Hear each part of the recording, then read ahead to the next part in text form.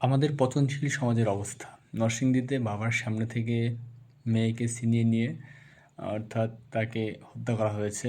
এর পূর্বে এর ২ সপ্তাহ পূর্বে তাকে ধর্ষণ করা হয়েছিল এবং স্থানীয় মেম্বার বা স্থানীয় যে নেতা তার মাধ্যমে বিষয়টি সমাধান করা হয়েছিল। আমি জানি না ধর্ষণের ঘটনাও কীভাবে স্থানীয়ভাবে সমাধান হয়। এই বিষয়ে তো মামলা হওয়া বা ওইভাবে সমাধান হওয়ার কথা। কিন্তু ওইভাবে সমাধান না হয়ে স্থানীয় মেম্বার বা তাদের মাধ্যমে সমাধান হওয়ার পরে তার যে পিতা ছিল, সৎ পিতা, তিনি তার মেয়েকে তার খালার বাড়ি রেখে আসতে চেয়েছিলেন যেন ওখানে সে সেফ থাকে। কিন্তু সেখানে রাখার পথে বা সেখানে যাওয়ার পথে তাকে যে ধর্ষণকারী তারা ছিনিয়ে নিয়ে হত্যা করে।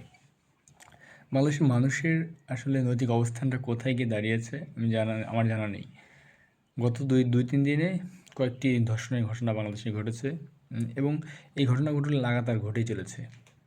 একটাবার চিন্তা করে দেখেন যে ১৫ বছরের একটি মেয়েকে প্রায় ৫-৬ জন মিলে ধর্ষণ করেছে এবং ধর্ষণের পর হত্যা করেছে।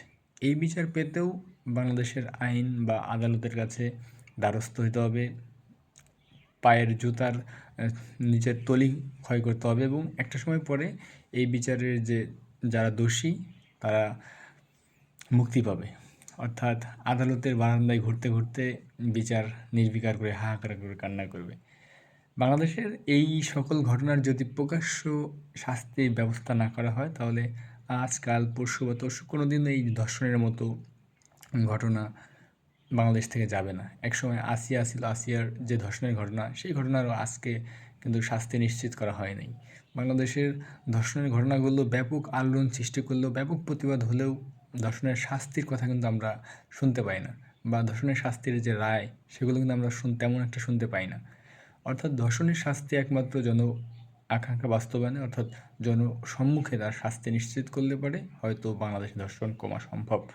অন্যথায় আমাদের নৈতিক শিক্ষা, আমাদের যে নৈতিক অবস্থান সেটি যদি নিশ্চিত করা না যায় তাহলে আসলে বাংলাদেশ থেকে কখনোই বা কোনো দিন ধর্ষণ নির্মূল করা যাবে বলে আমার মনে হয় না।